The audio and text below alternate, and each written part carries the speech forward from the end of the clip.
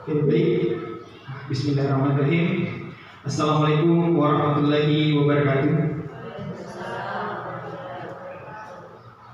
Yang terhormat rekan-rekan guru SD 120 baru, puji syukur kita panjatkan kepada Allah SWT karena atas rahmat dan hidayahnya kita masih diberikan kesempatan untuk hadir di tempat ini, berkumpul di tempat ini guna untuk melanjutkan program yang ada di komunitas belajar kita. Jadi adapun agenda kita pada hari ini yaitu terkait dengan rencana tindak lanjut dari program PKG yang saya ikuti. Nah, tak lupa pula kita kirimkan salawat dan salam kepada junjungan Nabi Muhammad SAW, Nabi yang merupakan suri teladan bagi kita semua umat manusia, terutama kita umat Muslim. Baik, langsung saja untuk menyelesaikan waktu. Jadi terlebih dahulu saya ingin memohon maaf kepada rekan-rekan guru SD 120 baru. Jadi saya mohon maaf Bapak Ibu ya, karena telah menyita waktunya sebentar. Jadi ini saya betul-betul memohon maaf karena ini secara mendadak saya minta untuk pengambilan video terkait dengan rencana tindak lanjut yang akan saya buat, dan ini merupakan tugas akhir dari program yang saya laksanakan, yaitu PKG PJOK angkatan gelombang 2 2024 kelas 006. Ya, jadi adapun rencana tindak lanjut yang saya ingin buat di sini itu mengenai perancangan pembelajaran berbasis proyek. Ya, di sini saya mengambil permainan tradisional yaitu hadang. Jadi kata lain dari hadang di kampung kita ini atau di daerah kita ini itu adalah masalo. Ya, mungkin rekan-rekan guru mungkin pernah dengar kata masalo atau pernah bermain masalo di lingkungan masing-masing. Jadi hadang ini identik dengan sentuh, lari, dan sihat bugar. Ya, oke, saya lanjut Bapak Ibu ya. Ya, kemudian latar belakang. Jadi latar belakang mengambil permainan tradisional. Jadi dalam pembelajaran PJOK, siswa di SD 120 baru terlihat sangat aktif dalam mengikuti kegiatan olahraga, terutama saat siswa melakukan aktivitas bermain dalam permainan yang dimodifikasi dalam suatu cabang olahraga tertentu. Jadi di sini saya mengambil permainan kelompok, di mana di sini mengacu pada program memang yang saya ikuti, yaitu program pendekatan atau metode pembelajaran SEM atau Sport Education Model. Ya, kemudian tujuan program ini itu untuk mengembangkan keterampilan fisik, meningkatkan kemampuan motorik dasar seperti berlari, melompat, dan menghindar. Yang kedua, pembuatan nilai kerjasama tim. Jadi dengan adanya permainan ini mungkin akan meningkatkan kolaborasi antar siswa, antar peserta didik. Ya, kemudian yang ketiga, pemahaman budaya lokal. Nah, dengan mengenalkan dan melestarikan warisan budaya Indonesia melalui permainan tradisional. Jadi dengan adanya permainan hadang atau masalo, di sini kita dapat mengajarkan ke anak-anak bahwa misalnya ada permainan seperti ini. Ya, kemudian selanjutnya yaitu mengenai pengembangan kecerdasan strategis. Jadi di sini tujuannya itu melatih kemampuan berpikir cepat dan pengambilan keputusan. Dan yang terakhir, tujuan yang terakhir yaitu meningkatkan disiplin tanggung jawab, di mana di sini dengan adanya program ini dapat mengajarkan pentingnya mengikuti aturan permainan dan bertanggung jawab terhadap peran dalam tim tersebut ya. Kemudian selanjutnya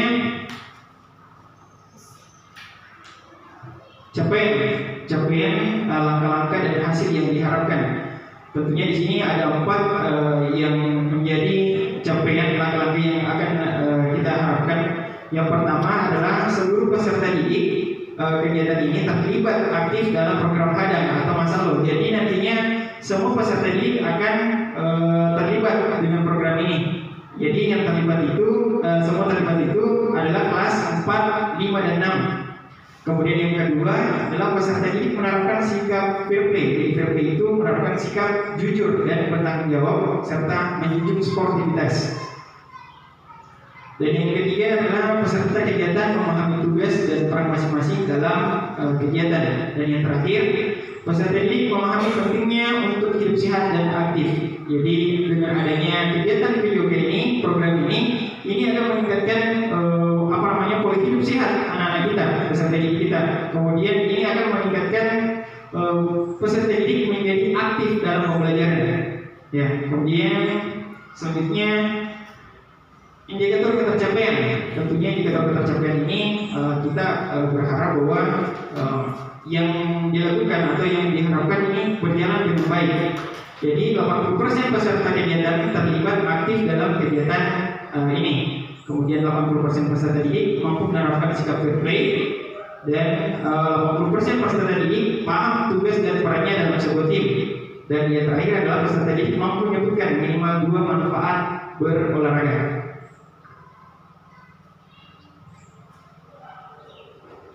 Ya, sekarang kita masuk di langkah-langkah aksi. Ya, jadi yang pertama di langkah-langkah aksi ini, kita yang pertama adalah melakukan observasi pada peserta didik mengenai minat dan bakatnya. Nah, beberapa pekan yang lalu saya pernah melakukan observasi terhadap peserta didik kita yang ada di SD 120 Baru, di mana saya observasi bahwasanya permainan apa saja yang menjadi kesukaan dari SD kita ini. Jadi peserta didik dari observasi tersebut, peserta didik kita sangat termotivasi ketika saya mengatakan adanya pertandingan atau turnamen permainan tradisional masalah atau hadang. Ya, kemudian selanjutnya itu mensosialisasikan kegiatan kepada seluruh warga sekolah. Nah, ini sudah termasuk dalam program ini, yaitu mensosialisasikan terkait dengan program yang selanjutnya yang akan saya lakukan. Kemudian yang ketiga itu melakukan sosialisasi dan membahas aturan dalam permainan SEM yang akan dilaksanakan. Kemudian terakhir mengadakan kegiatan SEM atau hadang. Ya, jadi mungkin sampai di sini mungkin ada yang bertanya-tanya. Jadi Bapak Ibu mungkin ada yang bertanya bilang SEM itu apa sih? Dalam olahraga SEM itu apa? Sport, jadi SEM itu adalah sport education model ya, di mana di sini yang dilibatkan adalah full peserta didik, ya. Jadi full peserta didik yang terlibat di sini memang tidak ada guru hanya mendampingi peserta didik, tidak ada keterlibatan guru terhadap program SEM ini. Jadi semua aktivitas pada waktu itu, turnamen itu dilakukan oleh peserta didik itu sendiri. Dan menariknya program SEM ini itu jadikan anak-anak sebagai generasi yang sudah mengerti yang namanya organisasi, yang dimana SEM ini sudah masuk mampu menjadi pelatih, mampu menjadi coach, mampu menjadi peserta, dan bahkan mampu menjadi wasit dalam sebuah turnamen. Nah, itulah manfaat dari sport education model. Oke, lanjut. Jadi struktur program dan mitra dalam komunitas belajar. Jadi yang pertama adalah skala program. Di sini program ini akan dilaksanakan untuk siswa kelas 4, 5, dan 6. Jadi nantinya kelas 4 dan 5, 6 ini akan terlibat. Jadi wali kelas 4, kelas 5, dan kelas 6 itu akan terlibat juga. Semua akan terlibat. Jadi semua guru yang ada di peserta di SD kita ini akan terlibat pada program ini. Hanya saja wali kelas yang bertugas sebagai coach atau pelatihnya nanti di kelas masing-masing. Nanti rekan-rekan guru yang lain ini akan masuk di kelas mana. Jadi nanti kita akan gabung ini kelas, misalkan Ibu Nurul masuk di kelas ini, ya, seperti itu. Kemudian pengaturan program. Jadi pengaturan program di sini, kegiatan ini akan dilaksanakan satu hari yang akan dilaksanakan di sekolah kita. Jadi rencana ini saya akan laksanakan setelah ulangan atau semester, ya. Kemudian komunitas belajar. Jadi ini merupakan bagian dari kumpul kita. Jadi mungkin kita kemarin banyak program yang akan kita bahas mengenai kumpul, dan alhamdulillah mungkin ini salah satu program yang berjalan untuk bulan ini. Yaitu di mana guru PJK di sini perwakilan siswa serta guru sekolah akan terlibat dalam kegiatan ini. Jadi ceritanya ini kita akan melakukan turnamen dalam permainan tradisional. Kemudian yang terlibat bukan hanya peserta didik terlibat, tapi betul-betul melibatkan wali kelas. Mungkin di situ bukan sebagai wali kelas, tapi pada saat itu turnamen kita seolah-olah menjadi coach dalam tim tersebut. Jadi tidak menutup kemungkinan dari rekan juri akan menjadi wasit juga, akan ada jadi wasit, akan bahkan peserta didik pun akan kita libatkan menjadi wasit atau penentu kebijakan dalam suatu turnamen. Ya, kita lanjut Bapak Ibu ya. Kemudian pernyataan tentang kapasitas. Jadi ini mengenai kapasitas sarana dan prasarana yang ada di sekolah kita. Sebenarnya yang program yang saya rencanakan ini adalah program permainan bola besar, karena kita memiliki fasilitas sarana dan prasarana yang tidak mendukung.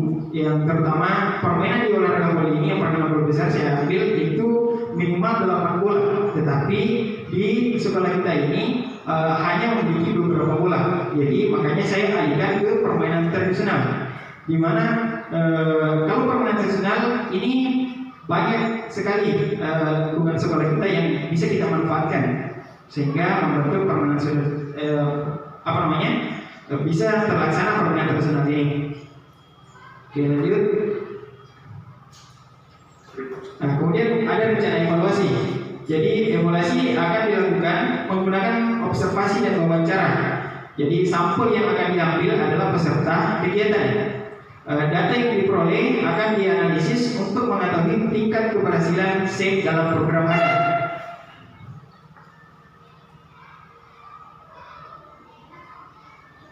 Kemudian tantangan dan solusi. Jadi tantangannya di sini mungkin yang pertama yang saya seperti yang saya katakan tadi, bahwa terbatasnya fasilitas olahraga yang memadai sehingga ada beberapa program yang direncanakan tapi tidak terlaksana. Kemudian tantangan dari kasus ini mungkin menjadi tantangannya adalah pada saat pembagian kelompok nanti. Jadi mungkin ada yang tidak setuju bilang saya masuk di kelompok ini, saya masuk di kelompok ini, karena rekan-rekan guru ini saya akan melibatkan bagi di kelas ini terlibat, misalkan Farski masuk di kelas 6. Nah mungkin ada yang cemburu, kenapa bisa Farski masuk di kelas 6? Pasti kuat di sana karena dia laki-laki. Ya mungkin banyak yang tidak setuju. Bahkan peserta ini mungkin ada yang bertanya-tanya, kenapa Farski masuk di situ? Otomatis kuat dong di situ. Ya kita lanjut. Ya, sekarang kita masuk di sesi tanya jawab. Nah, itu tadi penjelasan singkat saya mengenai program perencanaan yang akan dibuat di komunitas belajar sekolah kita ini mengenai permainan tradisional ADAM. Nah, mungkin sampai di sini ada yang ingin ditanyakan. Jadi ceritanya di sini Bapak Ibu ya, jangan pernah sesekali malu untuk bertanya ataupun malu untuk berbicara. Artinya di sini kita bebas untuk menyampaikan apa yang tidak dipahami terkait dengan materi yang saya buat atau saya paparkan tadi. Oke. Saya persilakan. Oke. Saya persilakan Ibu ini. Silakan.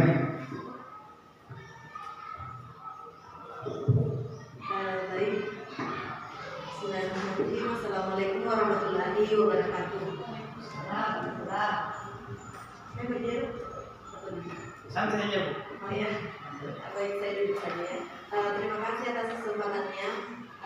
Di sini saya ingin menanyakan tentang apakah program yang Bapak rencanakan ini termasuk kegiatan intrakurikuler, ekstrakurikuler atau termasuk dalam PDIMA? Baik, Ya, oke. Mungkin ada lagi yang ingin ditanyakan atau langsung saya jawab saja, Bapak Ibu ya.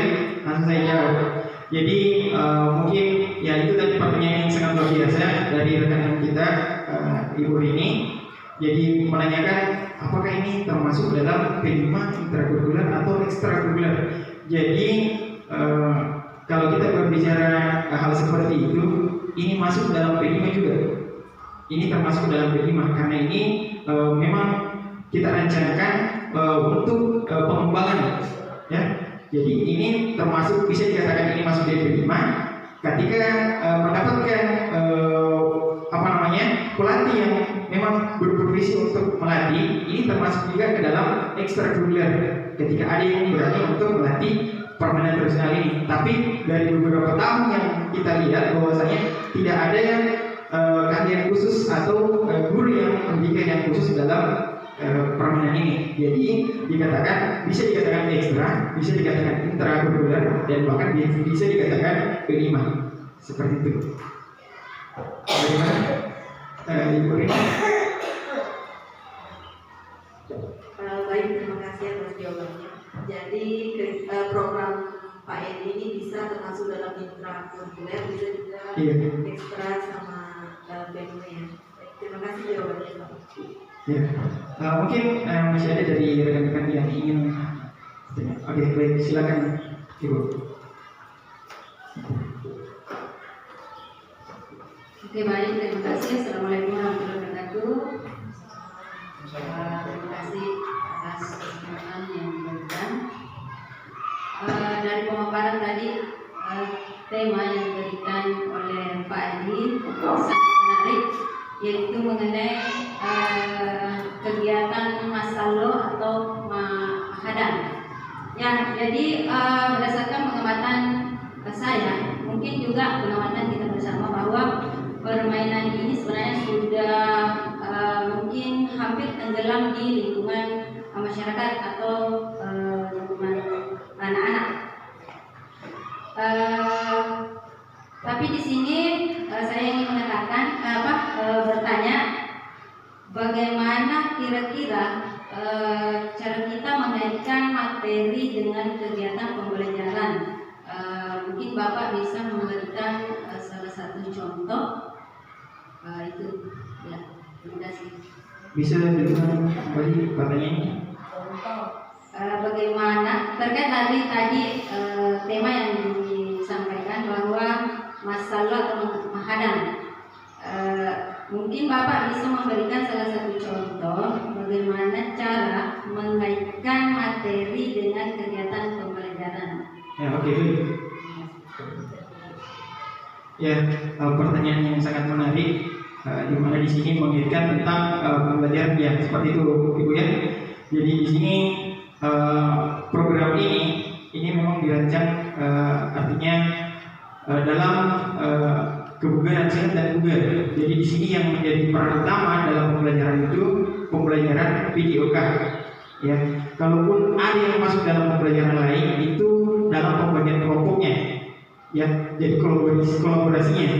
Jadi untuk mengenai program ini, apakah ada kaitannya dengan mata pelajaran yang lain? Itu tidak ada ya. Jadi di sini memang dikhususkan hanya untuk mata pelajaran PJOK. Ya, seperti itu. Oke, mungkin masih ada yang ingin ditanyakan? Oke, silakan. Baik, terima kasih atas kesempatannya. Assalamualaikum warahmatullahi wabarakatuh. Pertama-tama saya ingin dengan apresiasi yang luar biasa kepada Pak Edi terkait dengan rancangan pembelajaran berbasis proyek dalam hal ini hadam, di mana seperti yang kita ketahui di saat ini di abad 21 bahwa sedang marak-maraknya namanya permainan digital, terutama menggunakan Android. Nah, yang menjadi pertanyaan saya itu bagaimana cara meningkatkan minat atau motivasi anak untuk melakukan permainan tradisional ini agar menarik perhatiannya sehingga mereka tidak terlalu berfokus kepada permainan digital seperti itu. Terima kasih. Oke, baik. Pertanyaan yang sangat luar biasa dari rekan kita Ibu Nurul yang menanyakan mengenai bagaimana cara meningkatkan ya, karena maraknya sekarang Android. Jadi permainan tradisional ini sama sekali dilupakan oleh peserta didik. Jadi itulah saya sampaikan tadi Bapak Ibu ya, bahwa permainan tradisional ini saya modifikasi masuk ke dalam metode pendekatan yang namanya SEM, Sport Education Model, di mana dengan SEM-nya ini atau Sport Education Model ini dapat mengembangkan pemahaman siswa terhadap olahraga, sehingga ini dapat menarik peserta didik untuk tetap melakukan olahraga. Kemudian membentuk keterampilan sosial seperti komunikasi dan kepemimpinan. dan menumbuhkan semangat kompetisi yang sehat dan sportivitas, dan tentunya juga memberikan pengalaman belajar yang otentik dan menyenangkan. Jadi peserta didik di sini dengan adanya program SEA atau Sport Education Model ini sangat mengacu peserta didik atau sangat memicu peserta didik aktif, ya. Jadi keaktifan peserta didik yang dibutuhkan dalam program ini. Makanya ini dirancang SEM, karena dengan SEM peserta didik bisa menjadi pelatih, bisa menjadi coach atau wasit dalam suatu turnamen.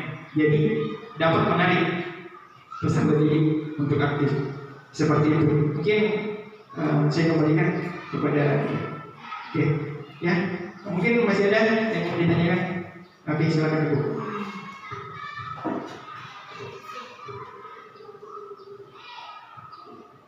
Assalamualaikum warahmatullahi wabarakatuh. Terima kasih atas kesempatan yang diberikan. Cuma yang saya ingin tanyakan di sini yaitu tadi dikatakan bahwa yang ikut saja yaitu kelas 4, 5, dan 6. Bagaimana dengan kelas 1, 2, dan 3? Apa bisa juga diajarkan permainan tersebut? Terima kasih. Ya, oke, pertanyaan yang sangat luar biasa. Jadi kenapa ini programnya saya ambil kelas 5, 4, dan 6, 4, 5, dan 6? Karena kita kembali lagi di permainan tradisional Mahadam ini atau Masal ini, tingkat terjadinya cedera pada peserta didik ini sangat diharapkan tidak terjadi, ya. Karena kalau misalkan kita ambil peserta didik dari kelas bawah, kelas 1, 2, dan 3, ketika kita gabung dengan peserta yang lain untuk melakukan turnamen, mungkin kita tidak tahu bagaimana kondisinya kalau misalkan kita sudah melaksanakan program ini. Mungkin tingkat terjadi cedera akan meningkat. Nah, sedangkan ini kita hanya ingin melihat peserta didik kita aktif, karena ini program berpusat pada peserta didik, ya. Jadi kalau misalkan jadi jawabannya ya, kita tidak mengambil kelas 1 dan 2, 3 dan 3 itu dikarenakan kita tidak menginginkan terjadinya cedera pada peserta didik. Karena kalau misalkan kita pembagian kelompok, tidak mungkin kelas 6 akan kita kelompokkan dengan kelas 1 atau berlawan dengan kelas 1. Kalau kita ingin mensosialisasikan bisa diajarkan, hanya saja tidak boleh diikutkan dalam sebuah turnamen seperti itu. Saya kira cukup. Mungkin masih ada? Ya, sedikit saya menambahkan tadi dari pertanyaan salah satu, mungkin karena Pak Edi memilih kelas 4, 5, 6, tidak dilibatkan kelas 1, kelas 2, kelas 3, karena mungkin itu tadi sudah dikatakan bahwa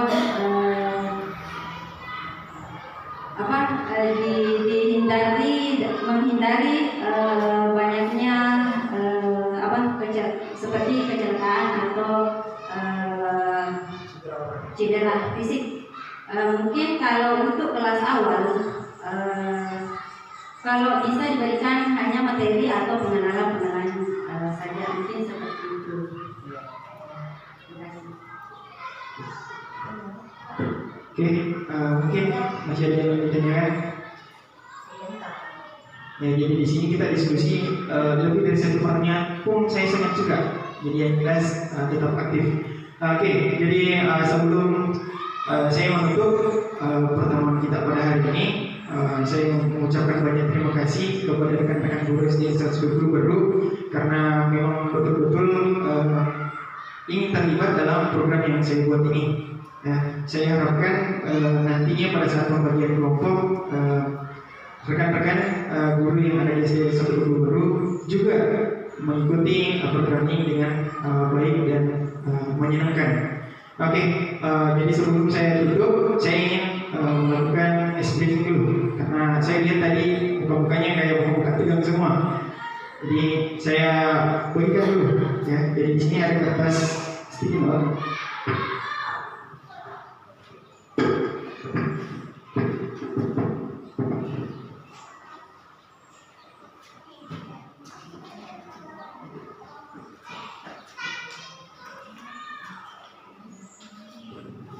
Oke, jadi ceritanya di sini yang sebelah gigi saya ini adalah karena, ya, kata karena ada di sebelah gigi saya dan di sebelah kanan saya ini kata mengapa. Jadi di sini kita bebas menulis mengapa, dan jawabannya adalah karena apa. Jadi kita tidak tahu apa yang ditulis dari kata mengapa dan kita tidak tahu apa yang ditulis dari kata karena. Jadi silakan menulis dari sekarang. Iya, terserah, bebas. Mau pribadi, mau terserah, bebas semua Bapak Ibu ya. Tidak usah dari sana. Satu saja. Ya, nanti ini pertanyaannya akan dijawab dari kata karena dan dibacakan oleh kata mengapa. Saya kasih contoh untuk Bapak Ibu ya, mungkin kurang paham. Jadi kata mengapa, misalkan mengapa saya tertarik dengan dia. Misalkan kita menulis karena dia seperti ini, atau bebas lah dengan kata-kata lain. Ya, bebas. Iya.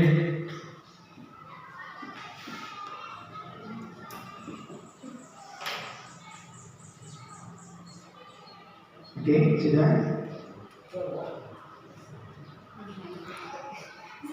Oke.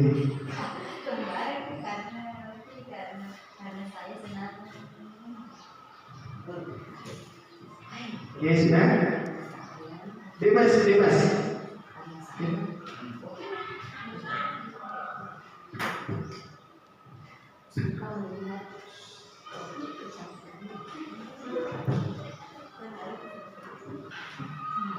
Ya, oke. Di tempat Bapak Ibu ya, nanti dibacakan dan dijawab oleh pasangan masing-masing. Jadi kita tunggu sampai selesai dulu. Bebas karena apa? Tapi Ibu Nadia fokus dengan stickingannya dulu. Oke, sudah? Oke, sekarang kita silang pertanyaan dari Ibu ini akan dijawab dengan rekan kita Pak Rusdi, ya. Jadi pertanyaan dari Ibu ini langsung secara spontan, terserah jawabannya di sana, langsung dijawab oleh Pak Rusdi.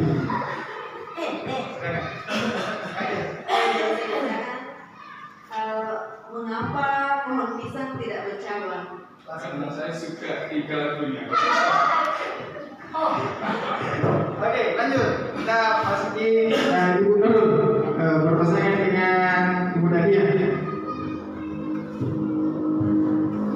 Mengapa permainan hadang itu seru?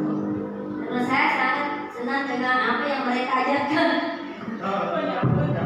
Kita silakan kembali di Ibu Nasriani dengan Ibu Pak Rusdi.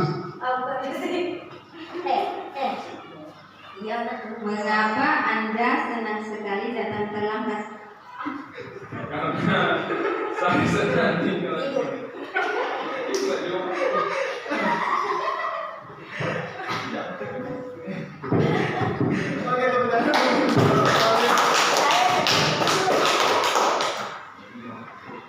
Oke, itulah tadi rangkaian yang materi yang sempat saya bawakan. Mudah-mudahan ada manfaatnya. Lebih dan kurangnya mohon dimaafkan. Wassalamualaikum warahmatullahi wabarakatuh.